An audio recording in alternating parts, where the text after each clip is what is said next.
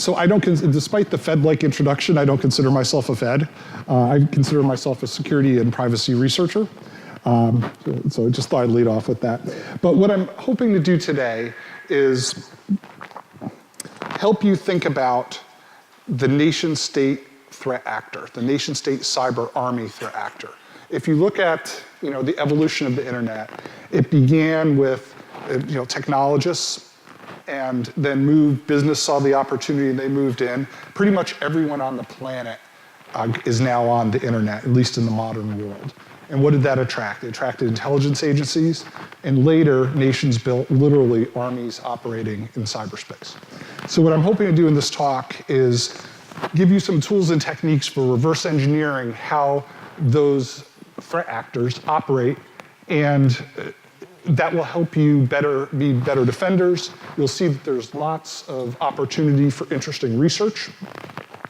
And and lots of the information, there's an entire body of knowledge associated with military thinking that could be applied to cybersecurity that is really largely untapped, but it's freely available. So I want to provide links to that information as well. But I have to begin with a disclaimer. Everybody has a disclaimer. Mine is, this is my own opinion, not those of my current or prior employers. But more importantly, given this ground, that I know cyber is a meme, okay? And I know that cyber is a drinking game, okay? I understand, and unfortunately I have to use cyber without irony here, because this is a real thing, not when, cyber is a thing when there's entire literal armies operating in cyberspace. And you see the news every day. The United States just announced that its cyber mission force was mission capable. That's like 133 teams that are operating. So in the United States Army, our military just announced that its cyber mission force was capable. And because of the power and potential of this, that you see forces around the world standing up capabilities. And I'll get into the effects in a moment because of that. So this was me at West Point from 2000 to 2009. I was an information security researcher. And I look at 2009 as the birth of this thing that is cyber. And because of the gravitational pull was so strong coming from DC and my, really the United States government, I was asked to be involved in looking at what is this thing that is cyber operations. So I looked at that space and realized that it isn't just information security. It involves academic disciplines like math and law and electrical engineering and political science. And then I dug deeper and realized that cyber operations touches upon economics, history, psychology, business. Pretty much every academic and professional discipline intersects in this thing that is cyber operations. But more importantly, it intersects with this whole realm of military doctrine and knowledge, the disciplines. Things like operations security, targeting, intelligence, command and control, they all intersect. And it's those gaps that I'm hoping to kind of highlight. I only have 20 minutes. So to highlight some of those to you and where you can go to learn more, because much of this information is out there and freely available. There's great tools and techniques you can apply to information security in your jobs as researchers or as defenders, but also it helps you learn how your adversary thinks, right? So this is how the military thinks about war. And if you look at it, the military has been fighting wars at scale around the world for hundreds of years, right? So how do they operate at that type of scale and speed? And this is the thinking that's being applied now to cyber operations. Begins at the tactical level. For our purpose, that's things like engagements. Think a red team engagement from our perspective. And that's like hands-on keyboard type work. And much of information security thinking is at the tactical level. At the enterprise level, we tend to think about operations more and all. But in general, I think many of the books, much of the thought goes into the tactical level. But these military organizations really go beyond the tactical, and they're looking across the entire spectrum of tactical operational level, like campaign level analysis, and then strategic level, like what does it mean to, what does a nation look like, its projection in cyberspace? That's the type of thinking that these forces are looking at. And they have the legal authority to use force that most are denied. And what I'm trying to do is to increase our aperture and our thinking a little bit more as well, so we can better perform a risk analysis. So how does a cyberspace army think about itself? Well, this is US Army Cyber Command, its mission statement. And they conduct electronic warfare operations, information operations, and cyberspace operations. That's their stated goal. So it combines those three disciplines. And oh, by the way, there's books, freely available books provided by the military defining all of that. And they want to allow militaries to operate with freedom of action in cyberspace and deny that to their adversaries. I think that's a pretty ambitious goal, given the nature of how information flows, but nonetheless, that's how they're thinking about it. And because we see these forces operating in cyberspace, we're now seeing effects really at the national level. We saw the Office of Personnel Management hack, which disclosed the 100-page plus dossier of everyone with a security clearance, virtually everyone with a security clearance. We saw the litany of data spills, and some of them being weaponized, coming out of NSA. The Equifax hack, which probably disclosed the credit history of at least all the US people in the room and some international people. We see destabilizing information operations attacks in the United States, and even influence on the US presidential election. This is serious business, right? When we think about, or we're looking at these type of forces, I like this graphic. It's from a Defense Science Board report that throws 3 tiers of actors. At the bottom tier are those actors that use pre-existing vulnerabilities, things that are known, things you find in Metasploit. And then the next tier are actors that can find vulnerabilities. So they can probe a system and find its weaknesses. And that's where, again, much of information security is today. But as we're thinking about the capabilities of these types of actors, realize that they can operate at that top level too. If there wasn't a vulnerability, they could potentially create one. And that's a powerful way of thinking. Perhaps that could come from a partnership with a tech titan to put a backdoor into a system. Or it could be influencing a cryptographic standard to be weaker than it should be, to allow access, at least to people with the right tools and techniques. So this is how nation-state cyber forces think about vulnerabilities. Military thinking has already been adopted usefully into information security. The kill chain, and I understand if you've been to the RSA vendor floor and survived, the kill chain is overused, but it's still a useful way to break down, kill chain concepts are a useful way to break down the steps an attacker might take.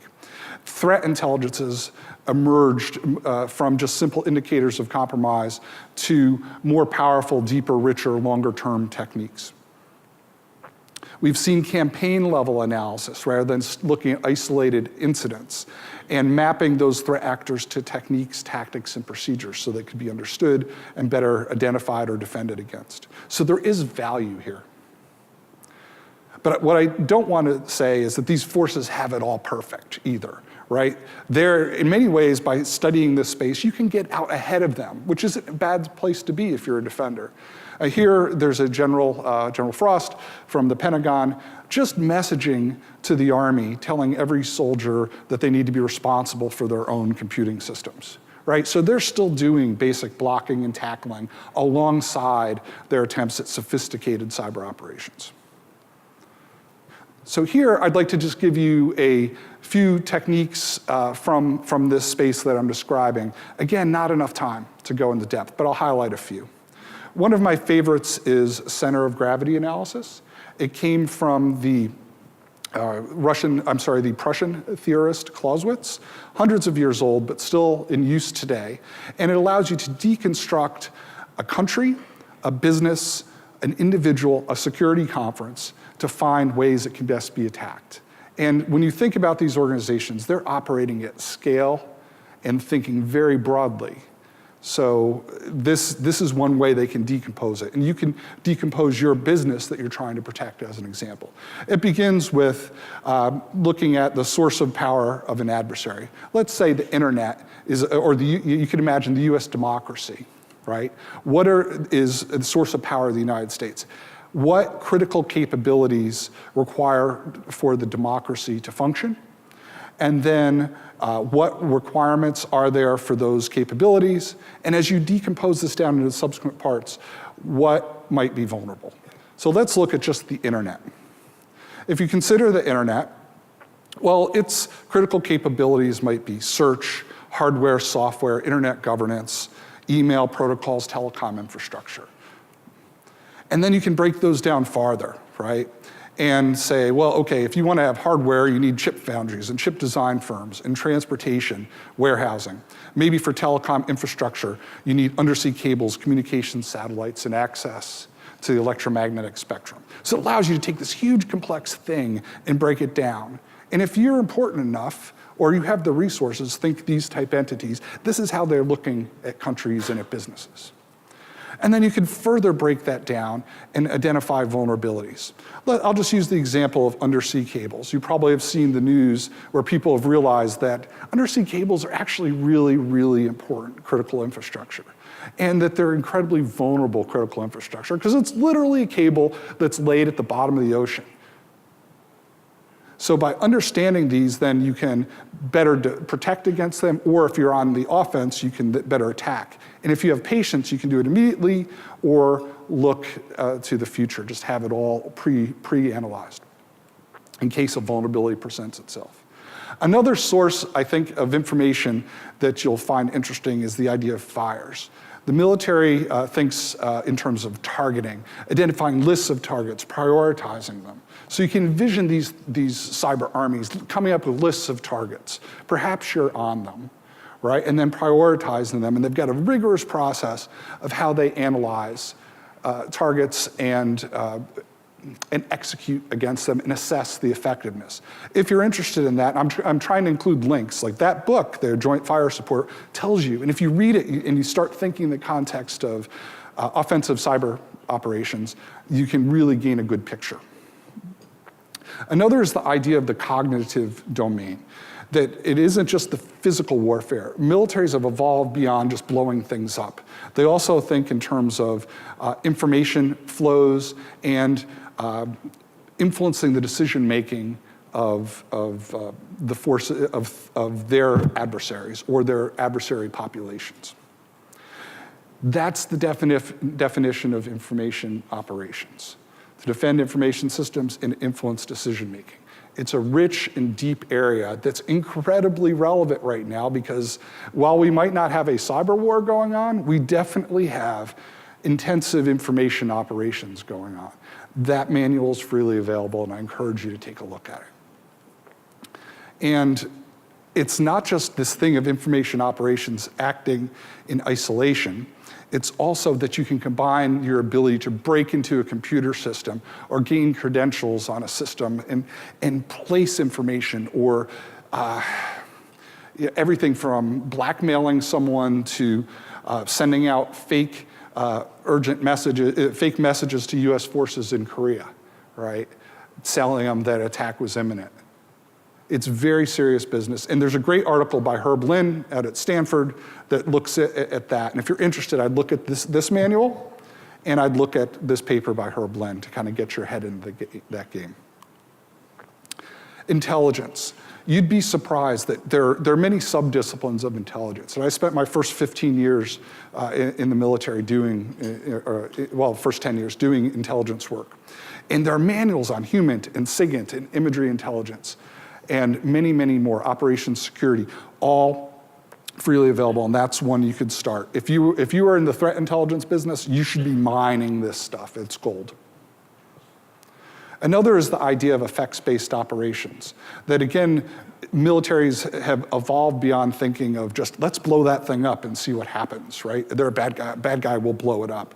It's, what effect do I want to have? And mapping their, and that effect may be the population is unruly.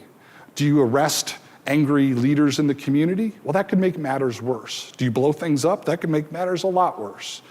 Maybe if you build a well and help the schools, you can calm the population. So there's a whole thought process of the many effects you can have through information, cyber operations, and physical kinetic operations that are out there. And that's a RAND document out that's freely available, effects-based operations, because it's absolutely critical to the thinking of these large forces. Deception is another. Deception has been practiced in warfare for really since the beginning. And there's rigorous thought that's gone into how do you deceive your adversary. And that is absolutely going on today in the information space and in cyber operations. There's companies that have popped up over the last few years that are focusing on this. If you want to look at how militaries think about deception operations, there's manuals out there that tell you. One thing I think is an interesting evolution is while this is focused on deceiving humans, we are in the game of deceiving machines too. We want to deceive the tools. We want to bypass the sensor. We want to trick the sensor. But if you take this manual and you apply it to your thinking, I think you'll find interesting insights. So as I look to the future of what this means, like where this is going, I think we're going to see every major power and most minor powers with a significant capability in cyberspace. Doesn't mean I'm happy about it. I'm not advocating militarization of the internet by any means, but I think it's a reality. I think we're going to see a United States, or should see a United States Cyber Academy, as there's a West Point for the ground forces and a Naval Academy for the Navy. I think that we should see a United States Cyber Academy that focuses on growing people in this space. And what does that imply? Perhaps a separate military service or government service that focuses on this. I think we'll see 30-year veterans of cyber operations. And remember, these people have access to classified information for 30 years. They've gone through a series of developmental assignments. They've had legal authority to go on the offensive around the world on missions. So we're going to see these people popping out before 30 years, but we're also going to grow some over 30 years. They're going to get increased legal authorities to allow them to do more, and you see them, these forces constantly asking for more, because in democracies their hands are somewhat tied and the authorities are given out very carefully by the government. So I think you're going to see that continue. We're going to see a rise in cyber-enabled information operations, and that we're going to see a combination of not just these forces with hands on keyboard in dark command centers somewhere. We're going to see the rise of AI and this operator level teaming, and ultimately AI-driven cyber operations a little farther out. So it's serious business and useful for us to understand what's available and to dig in, dig into the body of knowledge that's out there. So what are the takeaways? If you're assessing your risk, you have to think like a nation state cyber army. Doesn't mean that they're going to go after you. It doesn't mean that they can't stop, that you can't stop them. In many ways, I think you can. But it's useful to think at that level. If I could create a vulnerability, what would I do? That type of thinking. That there are many tools and techniques, and in 20 minutes, I just couldn't show you them all, that you could learn more about and apply to information security. And then read a manual or a book on the subject to learn more. And I think if you, information security is conflict, it's combat in many ways. And there are books on this, so map it over. Here's where I would go to start. The manuals on deception, cyber operations, electronic warfare, and information operations, PSYOPs. On Cyber is the book I just did, and Cyber Defense Review is a free journal.